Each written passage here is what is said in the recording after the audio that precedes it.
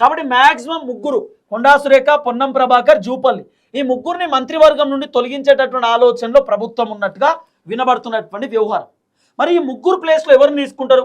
ఇప్పుడేమో 2 మంత్రి పదవులు ఖాళీగా ఉన్నాయి, మళ్ళీ ఉన్నటువంటి మంత్రి పదవులకు వెళ్ళి ముగ్గురిని తొలగిద్దాం అంటున్నారు. అంటే దాదాపు 5 మంత్రి పదవులకు దాదాపు కొత్త వాళ్ళని తీసుకునేటటువంటి ఆలోచనలో ఉన్నారు.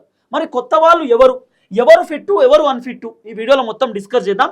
ఒకసారి మళ్ళీ పేర్లు రాస్తా, బాగా యాదపెట్టుకొని.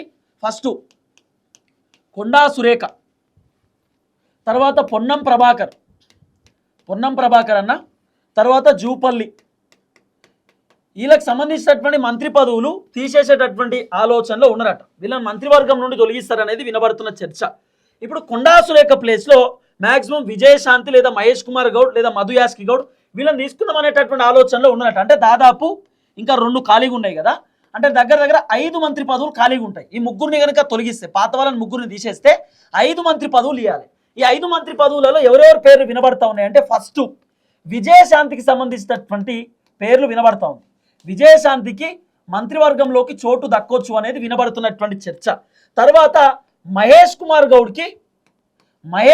గౌడ్కి కూడా మంత్రి పదవి అంటే మంత్రి పదవి ఆశిస్తూ ఉన్నాడు, మంత్రి పదవి రావాలని చెప్పి మహేష్ కుమార్ గౌడ్ కూడా కోరుకుంటా ఉన్నాడు అనేది వినబడుతున్నటువంటి చర్చ.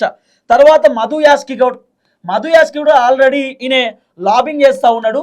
మధు యాస్కి గౌడ్ చాలా క్లియర్గా ఆయన ఢిల్లీ హైకమాండ్తో మాట్లాడుతూ ఉన్నాడు, రాహుల్ గాంధీతో కూడా డిస్కస్ చేస్తూ ఉన్నాడు. మధు యాస్కి గౌడ్కు కూడా మంత్రి పదవి దక్కేటటువంటి అవకాశాలు కనబడతా ఉన్నాయి. తర్వాత ఇబ్రహీంపట్నం ఎమ్మెల్యే మల్రెడ్డి రంగారెడ్డికి ఎందుకు మంత్రి పదవి అనేటటువంటి చర్చ అంటే, మొత్తం ఉమ్మడి హైదరాబాద్లోనే ఏది మంత్రి పదవి ఒక్కటి కూడా లేదు. కాబట్టి హైదరాబాద్ మొత్తంలో ఒక మంత్రి పదవి ఉండాలంటే మల్రెడ్డి రంగారెడ్డి ఇబ్రహీంపట్నం ఎమ్మెల్యేకి ఇవ్వాలనేది వినబడుతున్నటువంటి ఒక చర్చ. ఇక 5వది వచ్చేసి ప్రేమ్ సాగర్ రావుకు వినబడతా ఉంది. ప్రేమ్ సాగర్ రావు కూడా మంత్రి పదవి దక్కేటటువంటి అవకాశాలు కనబడతా ఉన్నాయి. జూపల్లి కృష్ణారావు ప్లేస్లో ప్రేమ్ సాగర్ రావుకు మంత్రి పదవి రావచ్చు అనేది కొంత వినబడుతున్నటువంటి వ్యవహారం. ఇక 6వ పేరు వచ్చేసి రాజగోపాల్ రెడ్డి పేరు కూడా వినబడుతున్నటువంటి సిచ్యువేషన్. సో వీళ్ళ పేర్లు ఎట్లా వస్తున్నాయి, ఏం కథ అనేది కూడా చాలా క్లియర్గా నేను మీకు చెప్తా. తర్వాత 7వది ఆది శ్రీనివాస్, వేములవాడ ఎమ్మెల్యే, బీసీ బిడ్డ ఆది శ్రీనివాస్కి సంబంధించినటువంటి పేరు కూడా వినబడుతున్నటువంటి పరిస్థితి. ఇక 8వ పేరు బీర్ల ఐలేకి సంబంధించినటువంటి పేర్లు కూడా వినబడుతున్నటువంటి సిచ్యువేషన్.